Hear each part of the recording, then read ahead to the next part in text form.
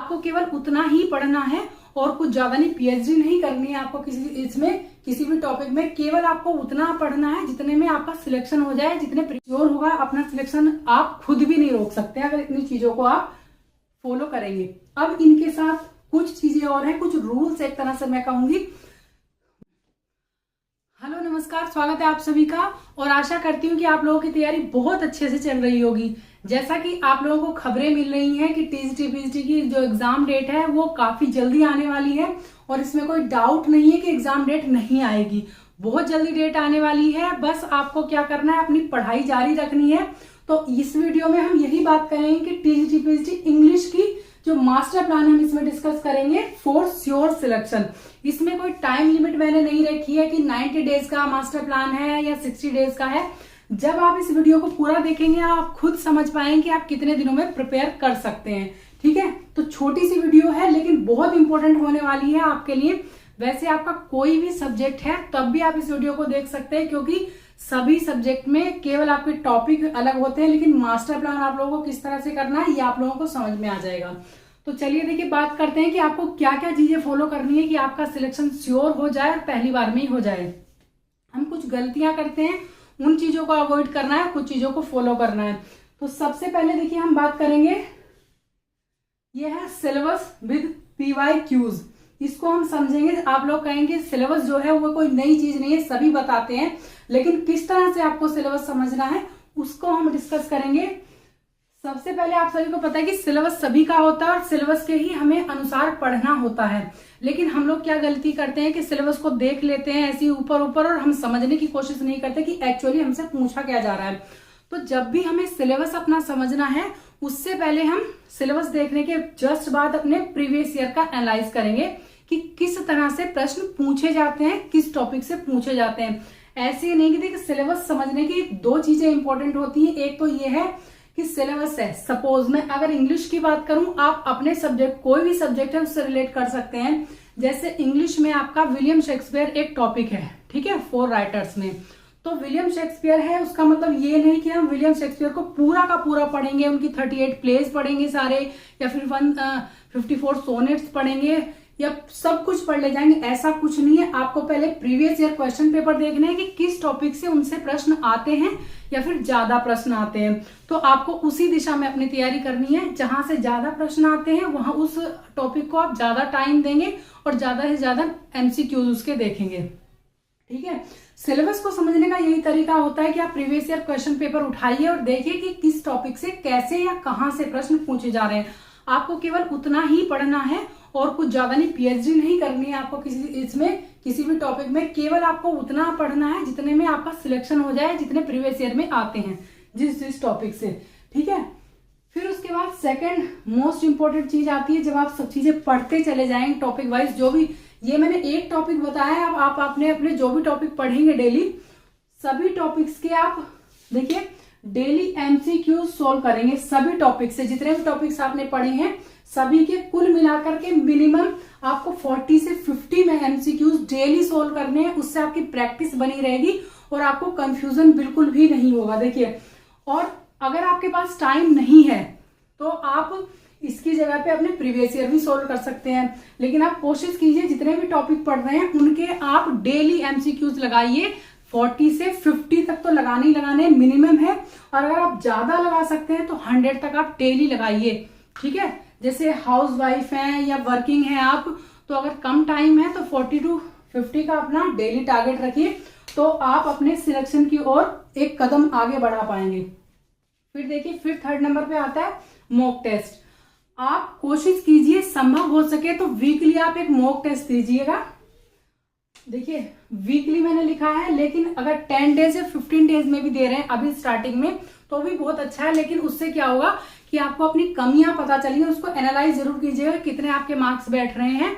फिर आपको पता चलेगा कि कितने आपके मार्क्स आ रहे हैं और किस टॉपिक में आप वीक हैं या फिर किस टॉपिक में आप कंफ्यूज हो रहे हैं। तो उस टॉपिक को आप नोट कर लीजिए अपनी कॉपी पे, फिर उसके बाद आप उसी टॉपिक को ज्यादा पढ़िए। ठीक है, तो ये टारगेट आपको रखना है अपने मॉक टेस्ट में।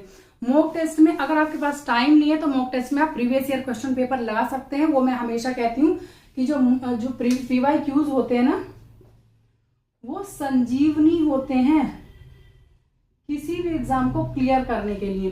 तो आपके पास कुछ नहीं है अगर मॉक टेस्ट के लिए, तो प्रीवियस ईयर क्वेश्चन पेपर लगा सकते हैं।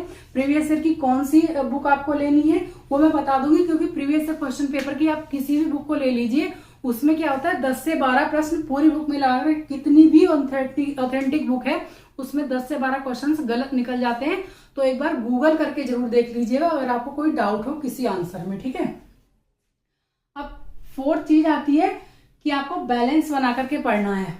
ये हम इंग्लिश की बात करेंगे, लेकिन आपका जो भी सब्जेक्ट है उसको बैलेंस बना करके पढ़ेंगे, जितने भी टॉपिक हैं। क्योंकि आपका जो इंग्लिश है, हम पुराने वाले सिलेबस की बात कर रहे हैं जो 2022 वाला है, लेकिन अगर आप आगे की भी बात कर रहे हैं, आगे भी तैयारी करनी है, तो उसमें भी आपको बैलेंस बना करके पढ़ना है। आप अपना लिटरेचर और लैंग्वेज का बैलेंस बना करके पढ़ेंगे दोनों को, क्योंकि दोनों का वेटेज समान होता है, 50-50% पोर्शन दोनों के आते हैं। तो आपको दोनों को बैलेंस बना करके पढ़ना है। ये नहीं है कि आप लिटरेचर पढ़ रहे हैं तो लैंग्वेज की अनदेखी कर रहे हैं, या फिर लैंग्वेज पढ़ रहे हैं तो लिटरेचर की अनदेखी कर रहे हैं। क्योंकि जो एग्जाम पेपर है वो आपके इंटरेस्ट के अकॉर्डिंग नहीं, वो सिलेबस के अकॉर्डिंग आएगा। तो अगर आपका इंटरेस्ट ज्यादा लिटरेचर में है और आप सोच रहे हैं कि लिटरेचर से आप सारा कवर कर ले जाएंगे, तो गलत है। आपको दोनों चीजों को ना एकदम बैलेंस बना करके चलना है, लिटरेचर को भी और ग्रामर या लैंग्वेज जो भी आप इसको कहेंगे उसको। फोर्थ चीज है, अगर आप इंग्लिश की तैयारी कर रहे हैं तो वोकैब जो है सबसे मोस्ट इंपॉर्टेंट चीज है। सबसे ज्यादा अटेंशन आपको ग्रामर में इसी को देना है। डेली ये सब चीजों के करने के साथ साथ भी आप डेली 10 से 15 अपनी वोकैब स्ट्रॉन्ग करने के लिए वर्ड्स पढ़ेंगे, और उन वर्ड्स का क्या करेंगे, वर्ड्स मीनिंग आप याद करेंगे विद रूट वर्ड्स, ठीक है। अगर वर्ड्स मीनिंग आपको याद है तो एंटोनिम सिनोनिम दोनों निकाल लेंगे, वन वर्ड भी आप समझ जाएंगे। तो आपको इसकी अनदेखी नहीं करनी है, क्योंकि आपका जो लैंग्वेज वाला पोर्शन है उसका 70% हिस्सा इसी से कवर होता है, आपके वोकैब से, ठीक है। तो ये इतनी चीजें हैं, अगर आप इनको फॉलो करते हैं तो आपका सिलेक्शन श्योर होगा। अपना सिलेक्शन आप खुद भी नहीं रोक सकते अगर इतनी चीजों को आप फॉलो करेंगे। अब इनके साथ कुछ चीजें और हैं, कुछ रूल्स एक तरह से मैं कहूंगी, वो रूल्स ही हैं जो अगर आप फॉलो करेंगे, वो इसी के साथ फॉलो होंगे तो आपका सिलेक्शन जरूर होगा। वो क्या है, देखिए सबसे पहला है, ये थोड़ा एथिक्स की बात है लेकिन ये आपको फॉलो करनी ही पड़ेगी। सबसे पहला आपका हार्ड वर्क। हार्ड वर्क क्या मतलब, मेहनत किसमें, सही दिशा में। आपको मेहनत तो करनी ही पड़ेगी अगर आपको सिलेक्शन लेना है, सही दिशा में करनी पड़ेगी। मतलब जो मैंने बताया कि सिलेबस अगर देख रहे हैं तो टॉपिक जरूर देखें कि किस टॉपिक से आपके प्रश्न पूछे जा रहे हैं। दूसरा, आपको पेशेंस रखना है, बिल्कुल धैर्य रखना है। धैर्य क्यों रखना है, क्योंकि आपको पता है जैसा माहौल चल रहा है, रोज पेपर लीक हो रहे हैं, एग्जाम डेट नहीं आ रही है, और यूपी में तो वैकेंसी ही नहीं आ रही। उसमें क्या होता है, हम विचलित हो जाते हैं, ठीक है। वो सभी के साथ हुआ है, आपके साथ ही नहीं। जो पहले वाले हैं जिनका सिलेक्शन हुआ है, हम लोगों के साथ भी बहुत हुआ है। कई साल का इंतजार किया है, री एग्जाम भी हुए हैं। तो धैर्य सबसे बड़ी चीज होती है। आप धैर्य अगर आप रखेंगे तो पॉजिटिविटी जो है, सकारात्मकता अपने आप आपके अंदर आ जाएगी। इसको जरूर रखना है, सबसे बड़ी चीज यही होती है, सकारात्मकता, है ना। इस टाइम माहौल चल रहा है, कुछ लोग कह रहे पेपर होगा नहीं, होपलेस हो गए हैं, मतलब एक तरह से हिम्मत जवाब दे रही है। उस चीज को आपको नहीं छोड़ना है, क्योंकि रास्ते हर चीज के निकलते हैं, ठीक है।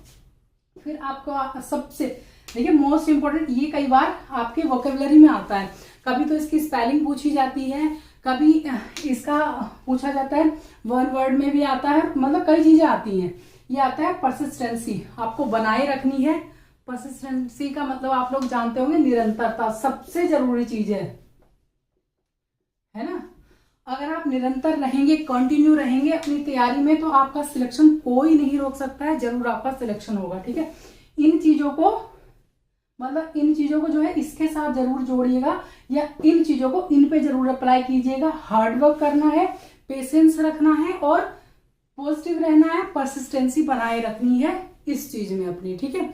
तो आपका सिलेक्शन जरूर होगा। इस वीडियो में इतना ही। अगर आप मेरे से कुछ पूछना चाहते हैं इसके रिगार्डिंग, अपने सिलेबस के रिगार्डिंग, टीजीटी पीजीटी इंग्लिश के, तो आप कुछ भी अगर मुझसे पूछना चाहते हैं तो आप कमेंट कीजिएगा, मैं आंसर करूंगी और आपके लिए एक वीडियो बना दूंगी। या फिर किसी टॉपिक पे आपको वीडियो चाहिए टीजीटी पीजीटी इंग्लिश में, तो उसको भी मैं कोशिश करूंगी कि आपका सिलेबस भी कवर करा दूं, ठीक है। आज की वीडियो में इतना ही। इन सब चीजों को फॉलो कीजिएगा, इनको अप्लाई करके इन पे, ठीक है।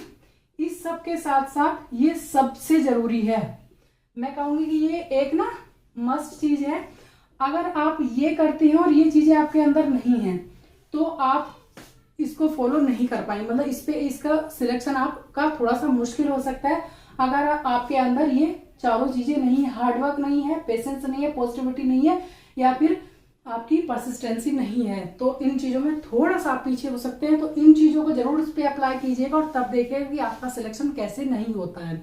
तो पॉजिटिविटी बनाए रखिएगा, माहौल जैसा चल रहा है, तैयारी बहुत अच्छे से करते रहिएगा। आशा करती हूँ कि आप लोगों का सिलेक्शन इस बार जरूर होगा। तो इस वीडियो में इतना ही। वीडियो अगर पसंद आई हो तो लाइक जरूर कर दीजिएगा और हमारे चैनल को सब्सक्राइब जरूर कर लीजिएगा। वीडियो देखने के लिए थैंक यू सो मच।